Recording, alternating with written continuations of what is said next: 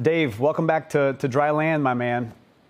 Thank you. Good to be here. Yeah. So walk us through this incident. And actually, I want to know, I'm so curious about the moment that you realized, oh, shoot, I might actually be in some danger here, and how you managed to stay calm the whole time. Yep. So it was pretty instant. I'm a relatively new boater. So I spent my summers, hitting dingers. I wasn't part of a yacht club. So I'm a new boat guy. It was my third time out on the boat.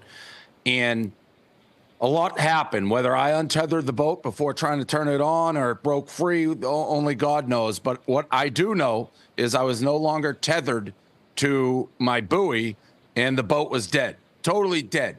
I knew I was dead meat right then. The current was strong. It was probably 20 miles per hour wind on Nantucket.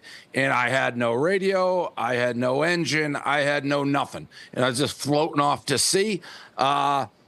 And I knew I was screwed. So I knew I was in trouble right then. I don't want to say I stayed calm. The ocean doesn't care how much money you got. It'll drown you quick. It'll humble you quick. So I was very nervous. I didn't know what was going to happen.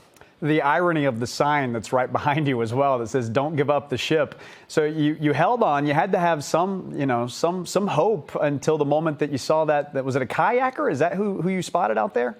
So I was drifting, and yeah, the sign is like, I have two of them. I've had them for years. It's the Navy motto, also kind of my motto. I've never taken it as literally, but it's like if I thought about jumping off the ship, but then I would have to burn all these signs in my entire image, so I couldn't do it. So I was drifting. I did something that a lot of the local people are saying has never been done, which is I actually shot a flare gun while in the harbor. Wow. Nobody has ever, I think, shot the flare distress symbol while still actually in the harbor. I did it. I don't know if I'm going to be criticized or made fun of for it. I did it.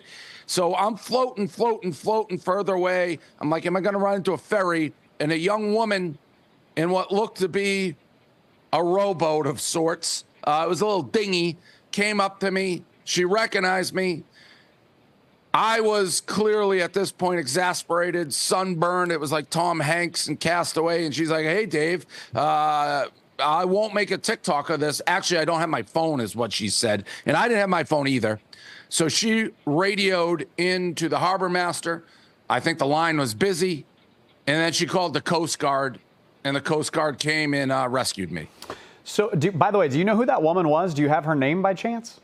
I don't. It all happened. So it's one of those stories you hear an unknown hero from the night. Yeah. I don't know her name. She also had a passenger who couldn't have been more than 6 years old. Wow. But looked like she was pretty familiar with the ocean. Neither of them were as nervous as I was. Yeah. What do you, if maybe by chance, she's watching, or maybe that woman's family is watching right now, what's your message to her? What do you want to say to her? Thank you. Yeah. Thank you. I owe her my life. Without her, I could still be halfway, to St. Bart's. Who knows? Well, listen, a couple of weeks ago you posted, I know that you've been dealing with a little bit of a health scare. You had this maritime scare as well. Has all of that sort of changed your outlook on life at any point over the last couple days? Well, the more the ocean. The ocean's a scary place. Like I always, if you can see the ocean can see you. And when you don't know a lot about anything on a boat, which I didn't, I'm sure there's a way to manually drop the anchor. I couldn't figure it out. I was lost. You can't take the ocean lightly. That would be my advice for any wannabe captains. I'll get back out there. Life knocks you down, you got to get back up. But, I'm thankful to be here with this interview with you right now. Yeah, no, listen, we're thankful for you too, my man. Really quickly, before we let you go, how would you, obviously everyone knows that you do the pizza ratings, but how would you rate the Coast Guard coming to your assistance, to your aid there? 10 out of 10, nothing but pure class. Nothing but pure class. They gave me the tow. They didn't make too much fun of me. They said it can happen to anybody, even the most seasoned captain. In fact, one of the Coast Guard guys says the same exact thing happened to him, that his boat was just dead and he was at their mercy. So they're super professional, great at their job, and I can't thank them enough. Again, without them, maybe I get eaten by a shark. You just don't know. Did I read that Miss Peaches was on the boat with you?